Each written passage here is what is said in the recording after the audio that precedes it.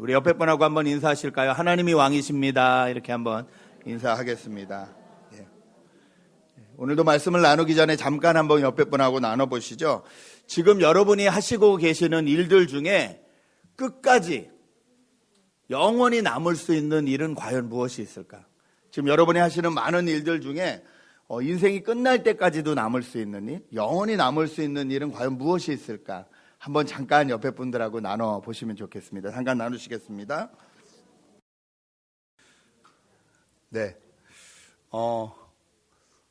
땡스기빙 데이 잘 보내셨는지요? 네. 뭐 좀 건지셨습니까? 올해 땡스기빙 데이하고 블랙 프라이데이 이틀 동안 미국에 사는 사람들이 샤핑에 쓴 돈이 116억이라고 합니다. 11 빌리언 달러. 저는 이 뉴스를 보면서 좀 이해가 안 됐습니다. 왜냐하면 제 주위에 경기가 좋다고 말씀하시는 분을 한 번도 못 봤거든요.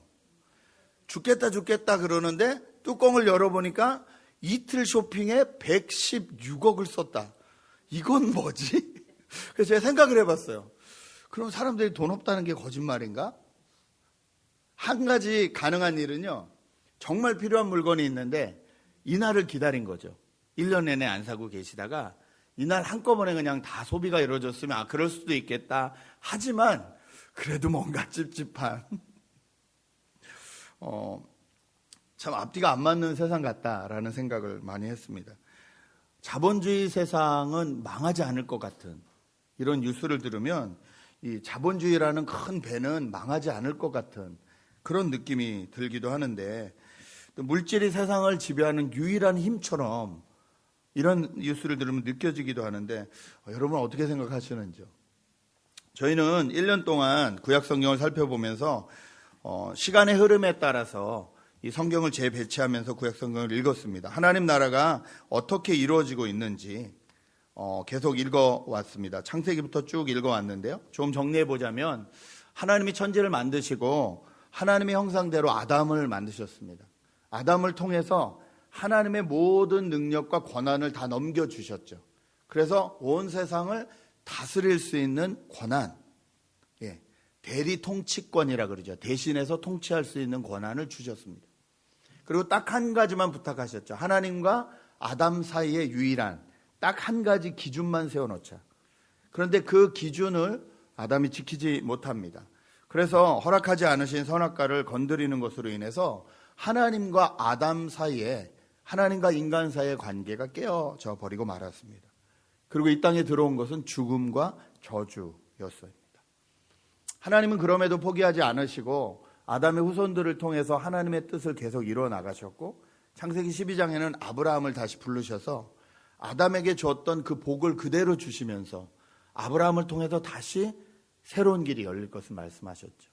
아브라함의 자녀들이 계속 번창하고 번창해서 이제는 야곱의 12아들을 통해서 이스라엘이라는 민족이 이루어집니다. 그 당시에 이스라엘은 아무도 보지도 못한 아주 작은 나라에 불과했지만, 주변에 있는 강대국이 많았지만, 이집트라든지 강대국이 많았지만 하나님은 그 작은 이스라엘을 통해서 하나님의 나라를 다시 이룰 것을, 아담에게 주었던 그 하나님의 나라, 에덴 동산같이 완전한 나라를 이룰 것을 다시 소망하셨습니다. 그런데 그 이스라엘도 하나님의 뜻에 합당하지 않았죠. 그래서 하나님이 약속하신 그 가나안 땅에 겨우겨우 힘들게 1세가 다 죽는 그 아픔을 통해서 들어갔음에도 불구하고 그곳에서 생활이 편해지자 또 세상과 하나가 돼버려가지고 하나님 외에 다른 것들을 하나님으로 섬기기 시작했습니다. 하나님은 그래도 또 포기하지 않으셨죠. 세상 사람들이 왕을 달라 그러니까, 그러면 내 마음에 합한 왕을 통해서 다시 하나님 나라가 어떻게 이루어질지, 하나님의 관계를 어떻게 맺어야 될지 가르쳐 주겠다 하시고 선택한 사람이 다윗 왕이었습니다. 그러면 이제 다윗 왕 이후의 왕들은 다윗이 간 그 길을 따라가면 됐습니다. 그런데 그렇지 못했고 결국 이스라엘이란 나라가 북이스라엘과 남유다 두 나라로 나뉘어져 버렸고, 그 나뉘어져 버린 나라도 결국은 망하고 말았습니다. 하나님 나라가 어떻게 망할 수 있을까? 하나님이 지신 것인가? 그 당시에 고대 국가의 이 전쟁은 신들과 신들의 전쟁이라고 말씀드렸잖아요. 하나님 나라가 망했다는 건 하나님이 다른 신에게 줬다는 건데 이게 어떻게 가능할까? 고민하고 고통스러워하고 있던 백성들에게 수많은 구약의 예언자들을 보내셔서 말씀하시죠. 망한 게 아니라 심판받고 있는 거다. 하나님이 약속하신 그 심판의 때가 다 차면 다시 하나님이 회복시킬 것이다. 예언자들은 수없이 그 말을 했습니다. 그리고 그 예언자들의 말대로 70년 만에 포로에서 돌아오게 됩니다. 물론 포로 시간 동안에도 하나님은 하나님의 백성들을 보호하셨습니다. 다니엘을 통해서, 에스겔을 통해서 그 포로 시대에 사는 그 사람들에게도 하나님이 살아계심을 계속 증거해 보여주셨습니다. 포로 기한이 이루어졌죠. 첫 번째 스룹바벨과 예슈아, 두 번째 에스라, 세 번째 니헤미야를 통해서 포로에서 다 돌아온 백성들이 이젠 하나님 나라 백성답게 잘 살기만 하면 됐습니다. 그런데 구약 성경의 마지막인 이 말라기, 오늘 저희가 읽고 있는 이 구약 성경의 마지막의 말라기는 첫 번째 장 첫 번째 절에서 이렇게 말을 합니다. 말라기 1장 1절, 다음은 주님께서 말라기를 시켜 이스라엘 백성에게 경고하신 말씀이다. 하나님이 경고하신다. 뭔가 예감이 안 좋죠. 하나님 나라 백성들이 하나님의 뜻대로 살지 못하고 있다라는 것입니다. 여러분 말라기를 읽어보시면 1, 2, 3, 4장 계속해서 하나님이 하나님의 말씀을 하시는데 어떤 말씀이 나오냐면요. 백성들이 하나님을 하나님으로 인정해 드리지 않고 있다는 것을 하나님이 얼마나 잘 알고 계시는지 그것을 말씀하시면서 경고하십니다. 이 장에 보면요. 하나님 앞에 예물을 드릴 때, 제사를 드릴 때 흠 없는 양이나 소 같은 걸로 드려야 된다고 말씀드렸잖아요. 지난번에 한번 나눴죠. 왜 흠 없는 걸로 드려야 된다고 했죠?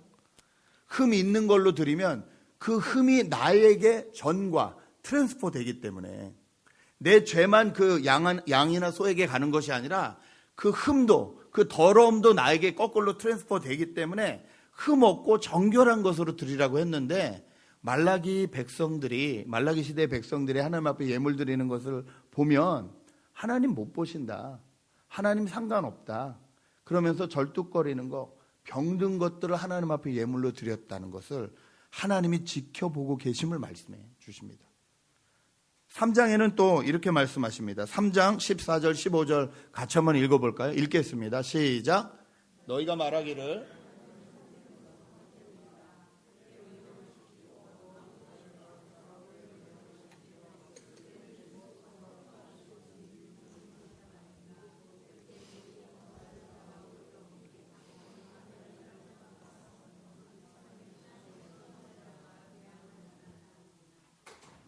네. 하나님을 섬기는 게 헛되다. 여러분 어떻게 생각하시는지요? 하나님이 포로에서 귀환시켜 주셨음에도 불구하고 불과 몇백 년도 되지 않아서 하나님 나라 백성이라는 사람들이 마음에 가지고 있던 생각들은 하나님 믿어야 무슨 소용이 있나? 세상을 살아보니 안 믿는 사람이 더 잘 사는 것 같다. 여러분 이런 생각해 본 적 없으신지요? 하나님이 이 마음을 다 보고 계신다는 거예요. 그리고 구약 성경 마지막 말라기 4장에서 시작을 이렇게 하십니다. 1절 말씀, 말라기 4장 1절입니다. 나 만군의 주가 말한다. 용광로의 불길같이 모든 것을 살라버릴 날이 온다. 모든 교만한 자와 악한 일을 하는 자가 지푸라기 같이 타버릴 것이다. 그날이 오면 불이 그들을 살라서 그 뿌리와 가지를 남김없이 태울 것이다. 그날이 오면 The day coming. The day is coming. 하나님이 말씀하시는 그 마지막 날이 온다는 거예요. 하나님 나라 백성이 하나님 나라 백성답게 살든 하나님 나라 백성답게 살지 못하던 간에 하나님이 말씀하시는 마지막 날, 그날은 온다라고 말씀을 하고 계십니다. 여러분 저희가 지금 살고 있는 세상이 종말이라고 말을 합니다. 그렇죠? 마지막 때야.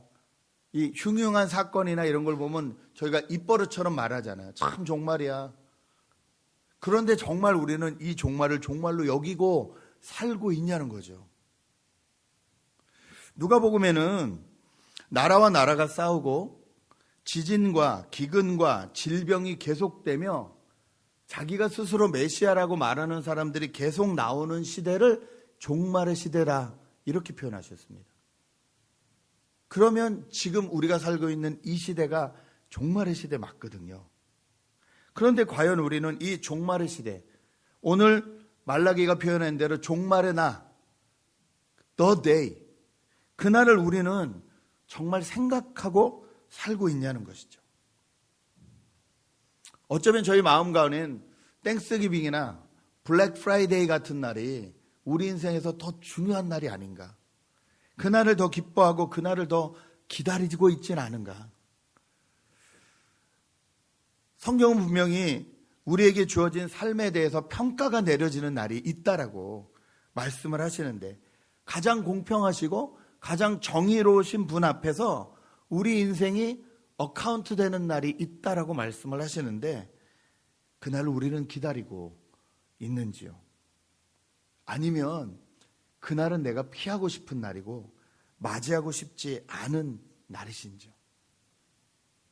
여러분, 저희가 피한다고 피해지지도 않지만 그날은 반드시 우리에게 임합니다. 개인적으로도 임하고요, 가정적으로도 임할 수도 있고요, 온 세계적으로도 임할 수도 있습니다. 그날에 우리는 무엇을 할 것인가? 우리가 그날을 기다릴 수 있는 이유에 대해서 오늘 말씀 2절과 3절은 이렇게 말합니다. 먼저 2절입니다. 그러나 내 이름을 경외하는 너희에게는 의로운 해가 떠올라서 치료하는 광선을 발할 것이니 너희는 외양간에서 풀려난 송아지처럼 뛰어다닐 것이다.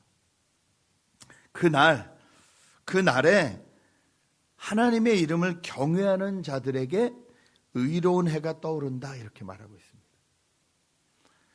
여러분, 마지막 날에 구원받는 사람은요, 교회를 열심히 다니는 사람이 아니라 하나님을 경외하는 사람입니다. 교회를 열심히 다니는 것은요, 하나님을 경외해서 열심히 다닐 수도 있지만 내가 스스로 복받기 위해서 점집 가듯이 절에 올라가서 불공 들이듯이도 다닐 수 있어요. 그런데 분명히 저희가 알아야 될 것은 마지막 날에 구원받는 사람은 교회를 열심히 다니는 사람이 아니라 하나님을 경외하는 사람이라는 거예요. 하나님을 경외한다, 영어로 revere, R-E-V-E-R-E, 이 말은 respect한다는 소리잖아요. 하나님을 하나님으로 인정해 드리는 것이 하나님을 경외하는 거거든요. 그냥 하나님을 무조건 무서워하는 것이 하나님을 경외하는 것이 아니에요. 하나님을 하나님으로 인정해 드리는 것, 모든 내 삶의 영역 가운데 왕으로, 주인으로 인정해 드리는 것이 하나님을 경외하는 것이다. 성경은 이렇게 말하고 있습니다. 그 하나님을 경외하는 자에게 어떤 일이 일어난다고요? 의로운 해가 떠오른다는 거예요. 그리고 그 의로운 해에서 치료의 광선이 나온다는 거예요. 여러분, 태양이 얼마나 우리에게 필요한지는 저희는 너무나 다 잘 알고 있죠. 사람은 이 태양을 쏘지 않으면 이 비타민 D도 만들어지지 않잖아요. 그리고 이 태양으로 웬만한 것들이 다 소독되고 치유되는 것들에 대해서 저희는 많이 알고 있습니다. 그런데 그 의로운 해가 누구에게 떠오르냐? 하나님을 경외하는 자에게 떠오른다는 거예요. 이 의로운 해는 물론 신약에 예언되어 있는 예수 그리스도를 말씀하십니다. 우리가 하나님을 경외하는 건, 우리가 그날을 기다릴 수 있는 이유는 우리가 하나님을 경외하고 그 경외하는 자들에게 예수 그리스도라는 의로운 해가 떠오르기 때문이라는 거예요. 그럴 때 우리 인생에 병들고 아프고 문제가 있었던 것들이 치유되기 시작한다는 거예요. 그리고 이 외양간에 송아지가 묶여있다가 풀린 것처럼 모든 우리를 얽매고 있는 것들로부터 자유하게 된다는 거예요. Set free. 그냥 찬양 가사가 아니라 우리의 모든 것을 자유롭게 해주실 수 있는 분은 예수 그리스도인데, 그 예수 그리스도가 누구에게 비춰지냐? 하나님을 경외하는 자에게 비춰진다는 거예요. 여러분, 우리 인생 가운데 마지막 날이 오기 전에 우리가 그날을 소망할 수 있는 이유는 그 하나님이 우리의 하나님이시기 때문이라는 거예요. 두 번째, 우리가 그날을 기다릴 수 있는 이유는 3절입니다. 3절은 이렇게 말합니다. 내가 이유를 이루는 그날에 악한 자들은 너희 발바닥 밑에서 재와 같이 될 것이니 너희가 그들을 짓밟을 것이다. 나 만군의 주가 말한다. 여러분, 저희가 살고 있는 세상은 절대 공평하지 않은 세상입니다. 그렇죠? 여러분, 세상이 공평하다고 생각하세요? 절대 공평하지 않아요. 한 가지만 봐도 알 수 있어요. 그 캘리포니아에 그 집을 계속 짓고 있잖아요. 그 아파트 값은 계속 오르는데 집은 계속 져요. 그 지을 때마다 생각이 드는 게 저 집엔 누가 사나? 근데 왜 도대체 아파트 값이 안 떨어질까? 집은 계속 짓는데. 근데 알고 봤더니 캘리포니아에 집은 지어놓고 아무도 살지 않는 엠티룸, 공실이라 그러죠. 공실 아파트가 어마무지 많대요. 이유는 뭐냐면 그걸 산 사람들은 투자의 목적으로 샀지 누가 살게 하기 위해서 사지 않았기 때문이에요. 캘리포니아 법을 잘 아시겠지만 누가 그 집에 들어가서 살기 시작하면 아무리 주인이라 그래도 그 사람을 함부로 쫓아내지 못합니다. 그 법이 있잖아요. 그게 귀찮은 거예요. 그게 귀찮은 거니까 돈이 있는 사람들은 콘도나 뭘 사나요. 그리고 사람들을 들이지 않아요. 공실로 두는 거예요.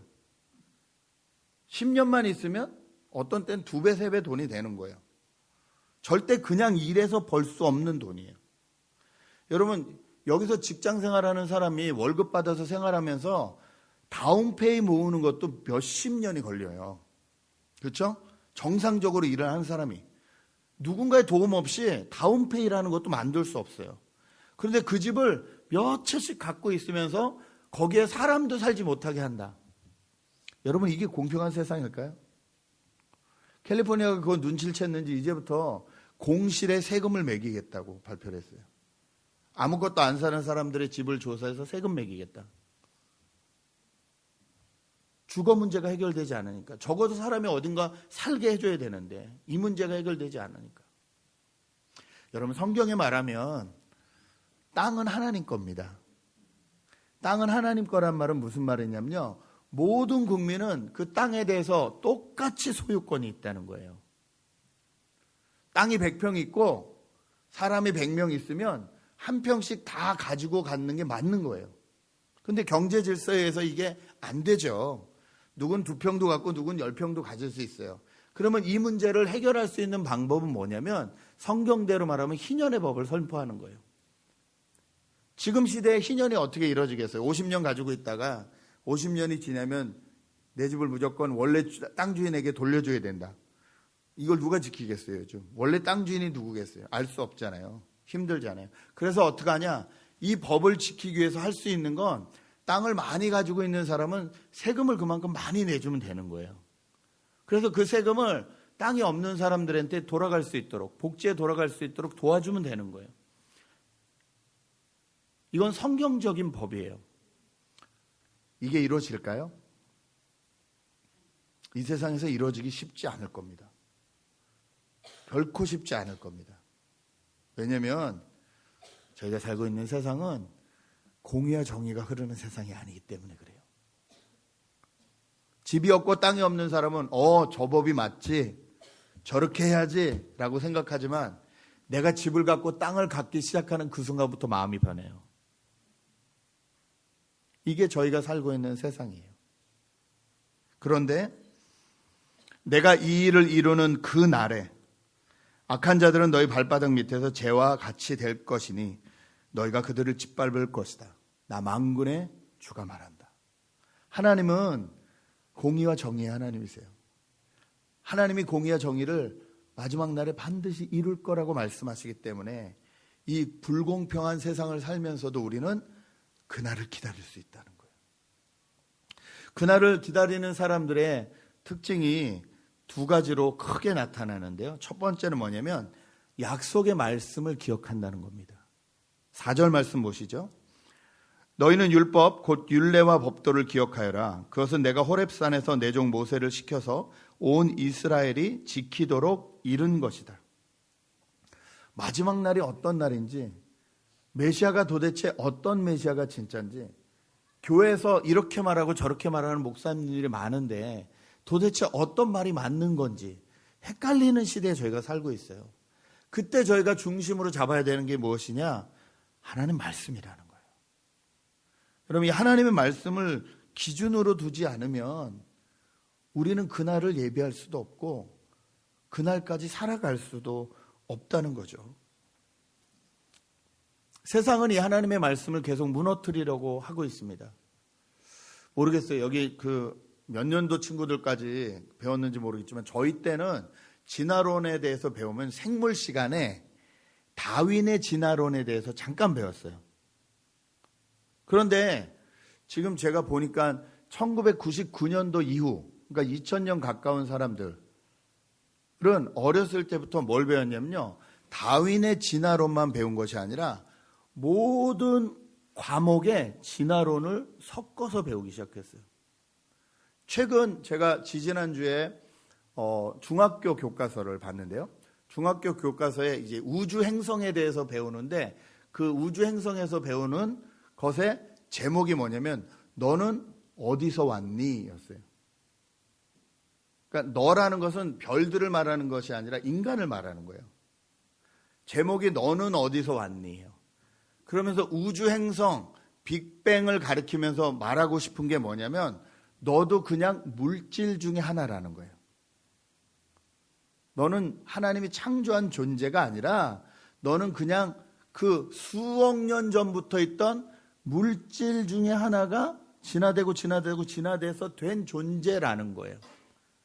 별이나 너나 다를 게 없다는 거예요.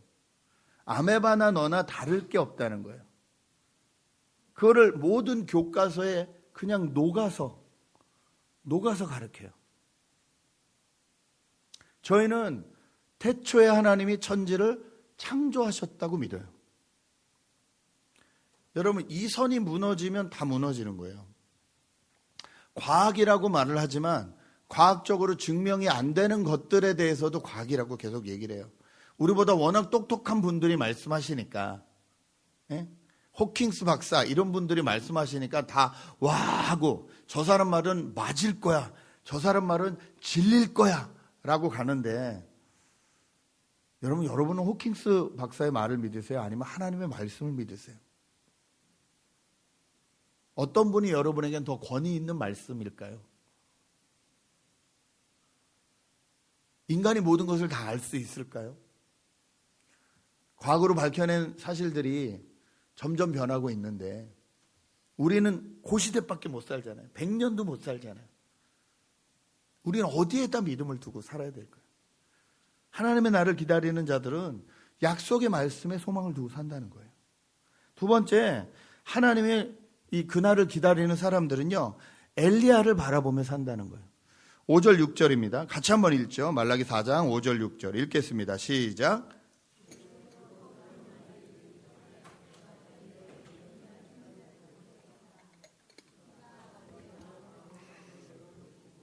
자녀의 마음을 아버지에게로 돌이킬 것이다. 돌이키지 아니하면 내가 가서 이 땅에 저주를 내리겠다.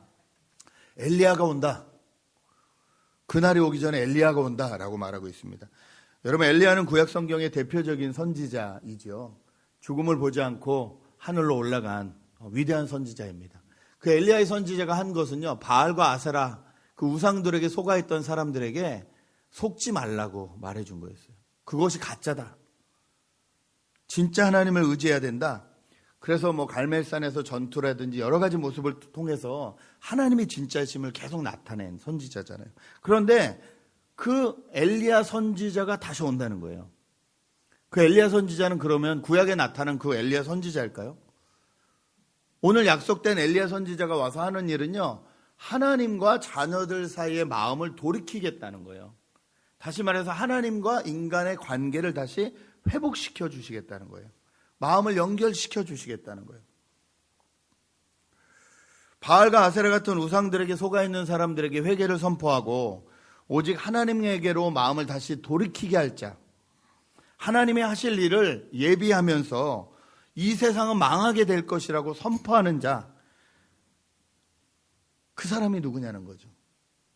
구약 성경 마지막 이 말라기가 그런 엘리야가 올 것이다 라고 말했으면 적어도 신약 성경엔 그 엘리야에 대한 기록이 있어야 된다는 거죠. 그래야 성취되는 거잖아요, 예언이. 과연 그렇게 성경은 성취되었을까요? 네, 성취되었습니다. 우리 누가복음 1장 17절의 말씀을 함께 읽겠습니다. 같이 읽습니다. 시작.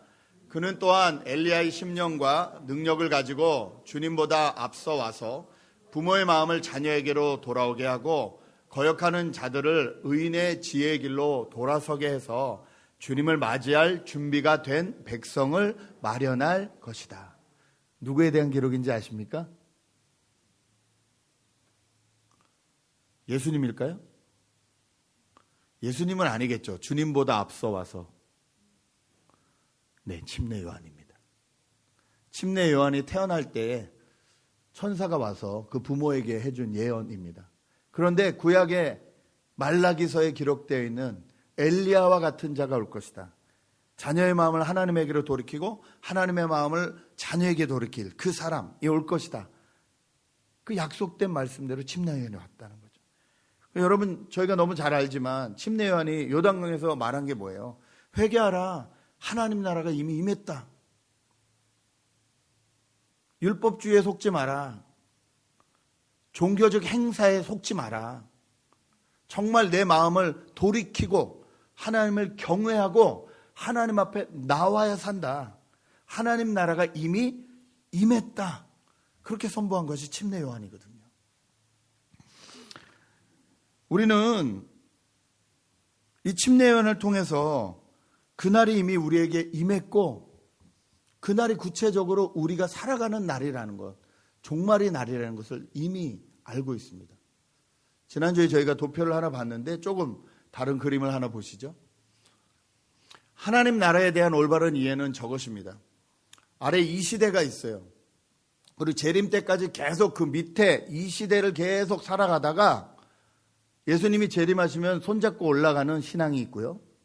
또 하나는 이 시대를 살다가 예수님이 오신 초림, 예수님이 태어나신 그때 각자 예수를 만난 날이 다 다르잖아요. 저희가 그날에 예수를 만나곤 이젠 아래 라인을 사는 게 아니라 위에 라인을 살기 시작했어요. 이미 이 땅에 오신 하나님 나라, 그 나라를 살기 시작했어요. 그래서 장차 올 시대까지 계속 위에 라인을 사는 거예요. 저 밑에 라인을 사는 것과 위에 라인을 사는 것의 차이는 가운데 있는 종말, 마지막 때라고 하는 지금 우리가 살고 있는 이때입니다. 이때의 삶의 방법이 달라진다는 거예요. 밑으로 계속 가면 이 시대의 생각과 사상을 따라 사는 거예요. 물질이 최고다. 자본주의가 제일 대단한 주의다. 그런 이 세상에서 버티고 견디다가 예수님 재림하시면 손잡고 천국 가라. 이렇게 사는 거고요. 위로 올라가는 라인은 이 시대는 망한다는 거예요. 이미 예수 그리스도가 오셔서 하나님 나라라는 다른 시대가 열렸다는 거예요. 내가 예수 그리스도를 믿고 그 하나님 나라를 살아가기 시작하면 이제부터 살아가는 내가 자녀를 키우는 일이 되었던 직장에서 일하는 것이 되었던 그 무엇이 되었던 간에 그리스도를 기초로 해서 하나님 나라를 살아가기 시작하면 하나님을 경외하기 시작할 것이고 그러면 그 하나님을 경외하면서 하는 모든 일들은 영원한 하나님 나라와 연결될 것이라는 거예요. 아래 라인을 사는 것과 위에 라인을 사는 것은 삶의 방법이 전혀 달라진다는 것입니다. 그 날이 임한다. 그 날이 임했고 마지막에 임할 것이다. 이 말을 침례 요한이 했고 그리고 이제 우리에게 그 이야기를 하라고 하나님이 저와 여러분을 불러주셨다는 것입니다. 이 세상이 망하고 없어질 세상이라는 것, 아무리 화려해 보이는 배라 할지라도 커 보이는 배라 할지라도 그 배는 이미 구멍이 나 있는 배라는 것, 깊은 바다로 갈수록 침몰할 가능성이 높아진다는 것, 그 배에서 내려와서 작고 초라해 보일지 몰라도 예수 그리스도가 타고 계시는 그 배로 옮겨 타야 된다는 것. 어떤 풍랑도 잠잠케 하시는 그 주님, 그 주님이 계시는 배로 옮겨 타야 우리가 살 수 있다는 것. 그리고 주님과 함께 동행하면서 하는 모든 일들은 하나님이 기억하시는 일이 될 거라는 것. 여러분, 이 소식을 전해주라고 예수 그리스도 전에 침례 요한을 하나님이 보내셨고, 그리고 지금 이 시대에 저와 여러분을 불러주셨다는 것입니다. 바울은 예수 그리스도를 가장 잘 따라간 신약 시대의 사도입니다. 그렇죠? 성경도 많이 썼고요. 그 바울이 가장 세상적인 고린도 교회, 우상숭배와 온갖 죄악들은 다 있던 그 고린도 교회에 편지하면서 하나님을 믿는 사람이 무엇을 기준으로 살아야 되는지를 말씀해 주셨는데, 그것이 고린도전서 3장입니다. 고린도전서 3장 10절에서 15절까지를 저희가 한번 같이 읽어보면 좋겠습니다. 고린도전서 3장 10절에서 15절 한 목소리로 천천히 읽겠습니다. 시작. 나는 하나님께서 나에게 주신 은혜를 따라 지혜로운 건축가와 같이 기초를 놓았습니다. 그런데 다른 사람이 그 위에다가 집을 짓습니다. 그러나 어떻게 집을 지을지 각각 신중히 생각해야 합니다. 아무도 이미 놓은 기초이신 예수 그리스도 밖에 또 다른 기초를 놓을 수 없습니다. 누가 이 기초 위에 금이나 은이나 보석이나 나무나 풀이나 집으로 집을 지으면 그에 따라 각 사람의 업적이 드러날 것입니다. 그날에 그것을 환히 보여줄 것입니다. 그것이 불에 드러날 것이기 때문입니다. 불이 각 사람의 업적이 어떤 것인가를 검증하여 줄 것입니다. 어떤 사람이 만든 작품이 그대로 남으면 그는 상을 받을 것이요, 어떤 사람의 작품이 다 타버리면 그는 손해를 볼 것입니다. 그러나 그 사람은 구원을 받을 것이지만 불속을 헤치고 나오듯 할 것입니다. 여러분, 바울은 뭐라고 하냐면요, 우리 인생이요 기초 위에 집을 쌓는 거다 이렇게 말하고 있어요. 그 기초는, 파운데이션은 예수 그리스도여야 된다라고 말하고 있어요. 다른 것이 기초가 되면 안 된다는 거예요. 그 기초 위에 사람들이 다 집을 쌓는데 여러 가지 재료로 쌓는다는 거예요.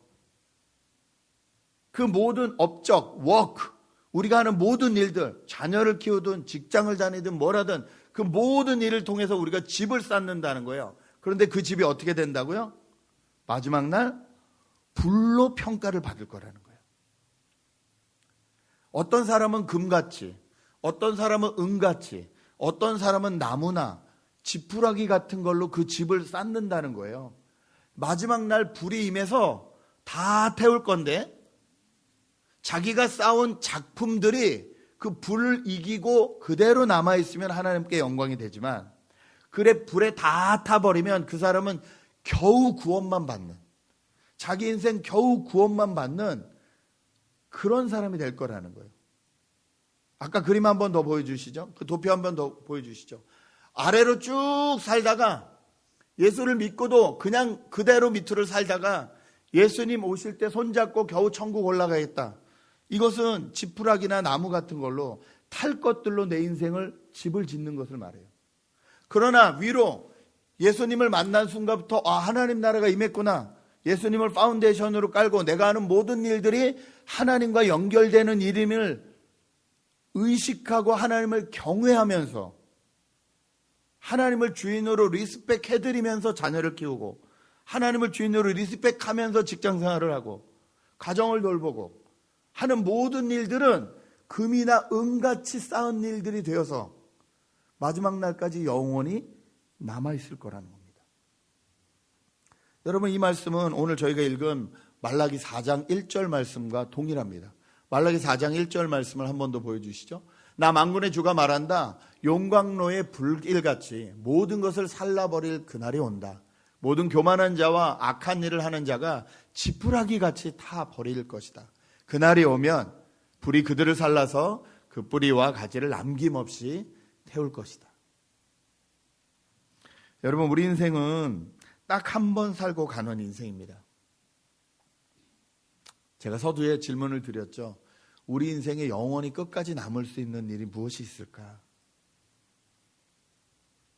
우리가 하나님을 경외하고 예수 그리스도를 파운데이션 삼아서 하는 모든 일은 그대로 다 남을 겁니다.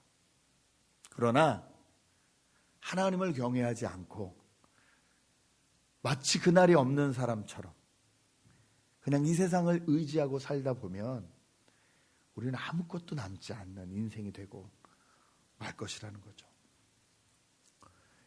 2019년도 벌써 12월 1일이 되었습니다. 참 감사한 게 12월 첫째 날을 하나님 앞에 예배로 모일 수 있어서 너무 감사해요. 첫날은 하나님 것이라 그랬는데 이날을 주일로 만들어주셔서 다 같이 예배할 수 있게 하시니 얼마나 감사한지. 여러분, 이 12월 남은 30일 동안에도 오늘같이만 살았으면 좋겠습니다. 하나님을 경외하는 마음을 가지고 이 예배당에 나오셨듯이 내 삶의 모든 부분에서 하나님을 그렇게 인정해드리며 그날이 있음을 기억하면서 그날에 우리의 억울하고 우리의 아프고 우리의 깨어진 모든 것들이 예수 그리스도를 향하여 치료의 광선이 임해서 회복되고 자유되는 것들, 지금은 부분적으로 자유를 경험하고 있지만 그날은 완전한 경험이 이루어질 것을 여러분 기대하면서 저와 여러분이 같이 살았으면 좋겠습니다. 아무쪼록 2019년을 그렇게 잘 마무리하시는 저와 여러분 되실 주님의 이름으로 축복합니다. 잠깐 우리 같이 기도할까요?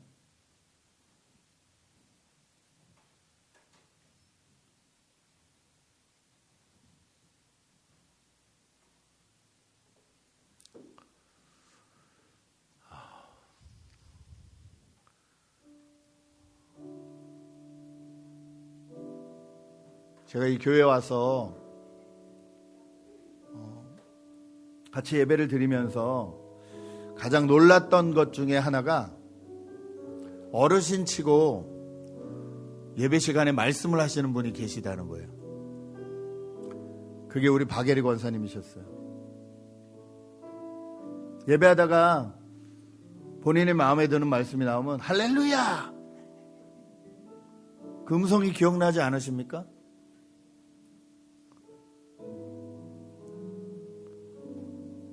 우리 젊은 친구가 실수를 해서 많은 사람들 앞에 고백을 할 때도 괜찮다! 저는 그 음성이 기억이 나요. 그렇게 우리가 사랑하던 권사님도 그날을 맞이하셨고 하나님의 품에 안기셨습니다. 여러분, 우리에게는 얼마나 날이 남았을까요? 몇 년이나 남았을까요? 그때까지 어떻게 살기 원하시는지요? 이 시간 한번 기도했으면 좋겠습니다. 하나님, 나에게 남은 날을 어카운트 할 수 있는 위스덤을 주십시오. 나에게 남은 날을 어카운트 할 수 있는 지혜를 주십시오. 그리고 그날까지 내가 영원히 싸울 수 있는 일, 파운데이션 되시는 예수 그리스도 위해서 영원히 싸울 수 있는 일은 과연 무엇일지 주님 그것을 깨달을 수 있는 지혜를 주십시오. 잠깐 한번 같이 기도하는 시간을 갖겠습니다. 함께 기도하십니다.